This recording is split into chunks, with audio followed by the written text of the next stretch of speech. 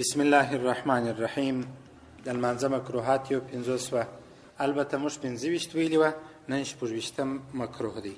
26م مکروه د لمانځه د مکروهاتو څخه داسې ځای لمونځ کول چې په صف کې ځای وي او انسان درېدلی سي، بیا هم انسان شاته لمونځ وکړي. اول صف کې خالي ځای شته، دوهم کې شته، درېیم کې شته، بیا هم انسان شاته ولاړ دی. په دغه صورت کې د دغه انسان لمونځ مکروه دی.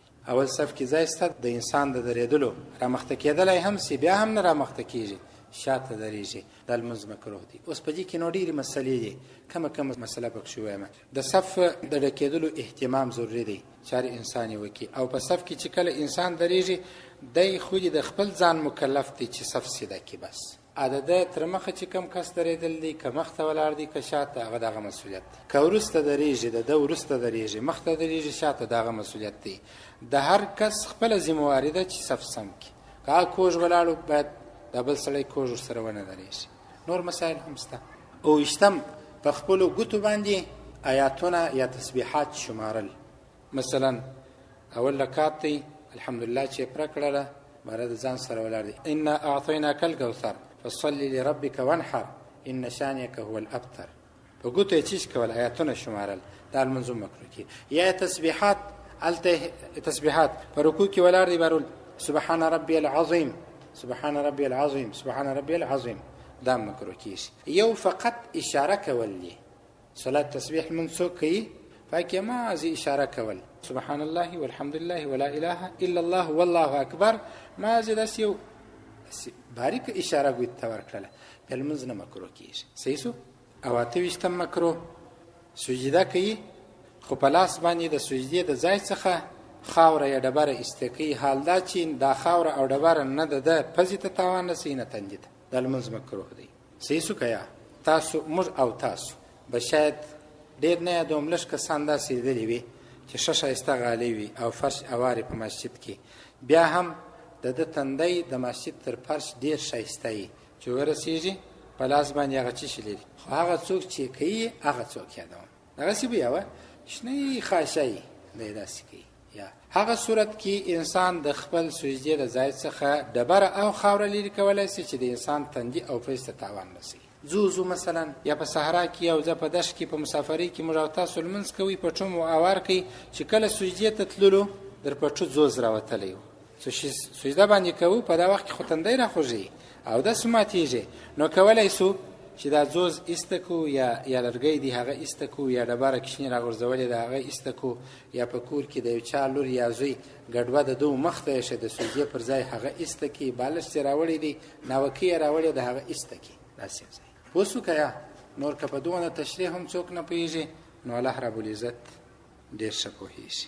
29م مکروه، سجده یوازې پر تندي باندې لګول. بس سجدې ترتیب څنګه دی؟ پزه او تندی دواړه لګول. چې کله سجدې ته ځو اول پزه بیا تندی، او چې راپورته کېږو اول تندی راپورته کو بیا پزه. خو یو سړی پزه نه لګوي، یوازې تندی، سجده یې صحیح شوله خو مکروهوالی پکښې راغلی. صحیح شو. که یا نن ماپښین یو ځان لمونځ کوي دلته به دا ځای کې، نو باره مې پلاله جماعت پرې شوی، ما یو رکعت د سنتو، درېیم رکعت کوي د 4 راته پوره کړل، زما بغل ته ولاړ، زما لمونځ نو الله اعلم الله دې صحیح کړي، خو توجه مې ده ته په دومره تیزي پورې بیا نو سجده پر دا ځای باندې کول، په دې ځای سجده وسي کله پزه لګېږي، نو یې خو لمونځ خراب، بیا چې لمونځ وسي به هغه خو به لاسۍ سي، بیا نو مکروهوالی هم پکښې راسي.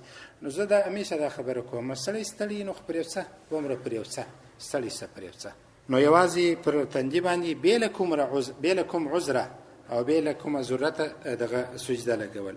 که د یو سړي پزه دانه پراختلې یا خوږېدله یا بل څه، یا خو مشکل نشته چې یوازې پر تندي سجده وکړي. او 30م مکروه، دا نو ښه مکروه هم دی او خوند هم پکښې کې دی. هغه دا دی چې کله ډوډۍ تیاري بیا هم انسان لمونځ کوي. د داسې لوږې په وخت کې چې ډوډۍ تیاري خو انسان لمونځ کوي، دا لمونځ چی کېږي مکروه، مګر و هغه لوږه چې دا اوس ما په د حدیثو په درس کې درته ویل، هغسې لوږه، داسې نه لکه دا زموږ او ستایسته، حتما انسان لمونځ کولی شي. داسې لوږه چې انسان د خپل عادي حالت څخه وباسي، په هغه وخت کې نو ښه دا دی چې څه شي وسي، ډوډۍ وخوړل سي بیا لمونځ.